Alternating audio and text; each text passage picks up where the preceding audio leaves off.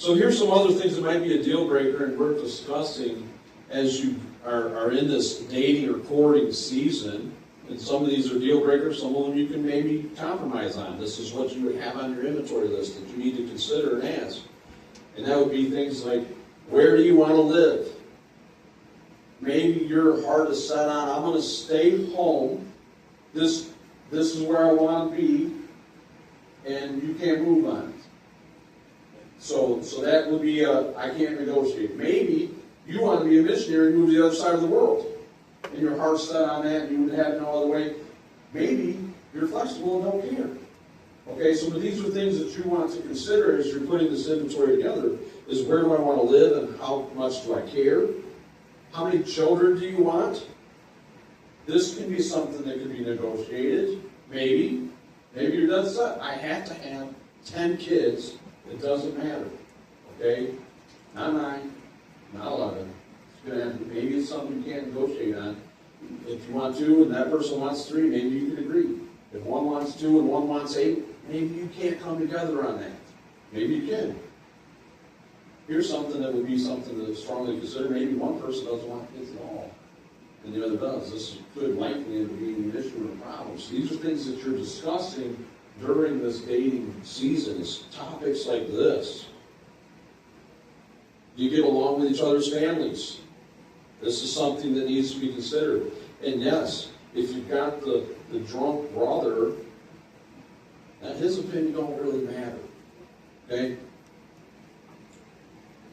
You're going to be considering things like money. How are we going to handle money? Are we going to both work? Is just one person going to work? Are we going to have separate accounts? Are we going to pool it together and pay the bills? And how are we going to handle money? Is one a saver and one a spender? And I just want to vouch as a testimony that just because one might be a spender and the other is a saver doesn't mean it won't work out.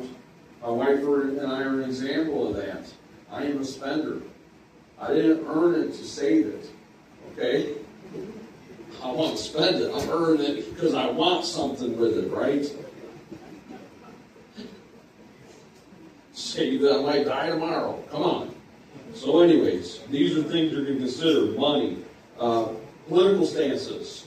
So this is something you want to talk about too, but the reality of it is that anyone in the church should have a baseline of your political stance on what the Bible says. Okay, so you're not likely to go and vote for someone that may be pro-choice because you know that violates God's law and God's will and desires. And it don't matter if they're red or blue. If that's what they stand for, then you wouldn't be supporting that. And if this person you're considering yoking yourself with, it doesn't see that, then that could be a deal breaker. Here's a big one. Not a big one. Food you like. All right? You better realize that he or she didn't eat the same food you did. So and you're going to learn this when you're dating, because likely you're going to be going out to eat, and you might realize that, hey, he or she doesn't like the same places I like. He or she doesn't. Your diets are going to mix. I had Salisbury steak this week for the first time in probably 25 years. And I love Salisbury steak. Now, I'm exaggerating to make a point, but she hates Salisbury steak, so I don't get Salisbury steak. All right? She tolerates ham once in a while, so I don't get ham as much as I want. These are the kind of things that you end up adjusting. So your diets come together in that way. So you want to ask yourself, does this person love Mexican food and you hate it? Or vice versa, because your diet's going to change. Here's something to really consider in foods too. Do they have a gluten allergy and you don't? Because now, are you going to have separate menus in the house, or are you going to adjust your diet to theirs? Here's a big one. Are you vegan or vegetarian or a meat eater? These relationships are almost never going to work.